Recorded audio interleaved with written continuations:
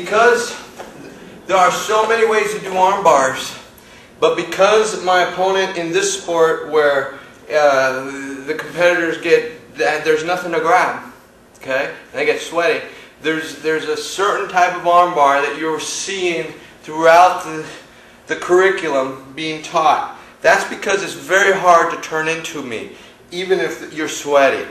I've got my chest up against your tricep. I've got my weight shifted onto your hip. This is at an angle, keeping you in here. And my leg is really light. As I come over, because I've got all my weight on you, I just drop, and I have a lot of control on this arm. I don't care how slippery it is. If I continue to work it this way, chances are I'm going to get it. Okay? Now, there are places where maybe you can survive this attack, but there aren't many places. So we're going to go over it. There are things that you need to do early on. So, right here, I need to be turning into this man right now. And I'm going to do it by arching and turning and hiding my arm before it gets any further. Okay? Let's not watch it happen. Let's start preventing it. Right here is close enough. Okay? You see what I'm doing? There we go. Alright, now, he gets it there. It's getting worse.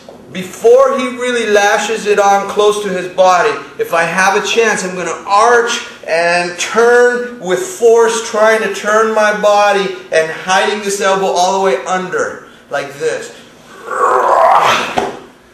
Okay? Now, the only reason I might be able to get away with that is because there was space between the back of my arm and his chest. And because I hit that answer, that counter, before he really locked it in. Okay? Timing is critical.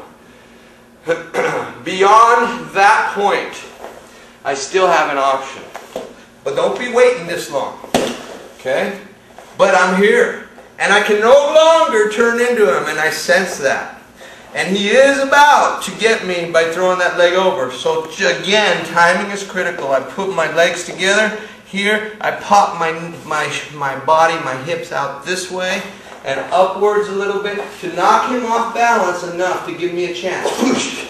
See my hand up here? So as he still tries, I'm going to intercept and keep pressure here or here. And then I'm going to start turning and pushing and getting my arm out. Okay? Please don't wait that long. Now this one, this arm bar, he goes ahead and he gets it. I want you to have some options all along the way. Notice what I've done here. I've tried to block here. There's a couple fights going on here. One fight is he wants that arm. And I'm saying, I want this leg. I want this leg so that you cannot get it over, because if you get that leg over, sure, my arm's in trouble here, but it ain't over. Okay? You see what I did? I shoulder walked onto this leg. Even though he was getting my arm, I focused on this leg. Okay? One more time.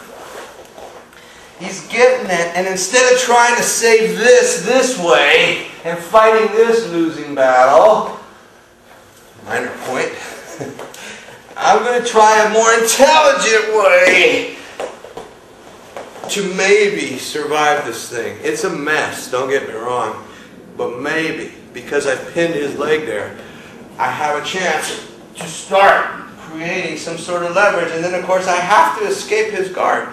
And honestly, I use the scissors here, and I start torturing my opponent against the ribs, making it hard for him to breathe. Show the triangle for and there's all kinds of ways to use your leg. I ain't gonna give you something like that. I don't think so. Good job. Yes, you're gone, my friend. You're gone. Okay, all kinds of ways to stretch this arm back, and then arching. Okay, that's my partner, Jacob. Ready? Okay, we're going to take a look at a very simple tool here. You have to find in the flurry of the match where it would fit. So I'm kind of demonstrating it here in theory for you. But when I'm trying to escape this type of situation, I'm moving my hips away. He's trying to pass or whatever, many times one of the things we can do is this little critical palm right here, okay? And as I get that, I can launch my opponent past me. In many cases, this makes all the difference because now, of course, I have a whole different opportunity. So one more time. You know, in principle, it's a little bit like the arm drag. Boosh, okay? Boosh, bang. This idea, one more time. Okay?